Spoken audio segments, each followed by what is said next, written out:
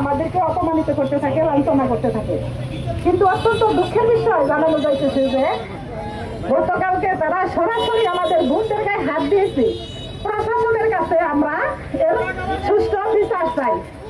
আমরা বাংলাদেশকে গ্রেফতার করে আইনের আওতায় আনুন, না হয় যদি বাংলাদেশে এই গোপালগুলো কোনো দুর্ঘটনা করে পুরো দায়িত্ব কিন্তু আপনাদেরকে নিতে হবে। আসুন আমরা সকলেই মিলে গোপালপুরে যে গণজোয়ার সৃষ্টি হয়েছে, আজকে রূপসা থেকে পাথরিয়া, টেকনাফ থেকে তেতুলিয়া, পুরো বাংলাদেশ রাষ্ট্র থেকে নিয়ে সচিবালয় পর্যন্ত শুধু একটি আওয়াজ উঠেছে, সেটা হলো সব দল থেকে এবং জামাত ইসলামী বাংলাদেশ। আগামী দিনে আমরা আল কোরআনের বাংলাদেশ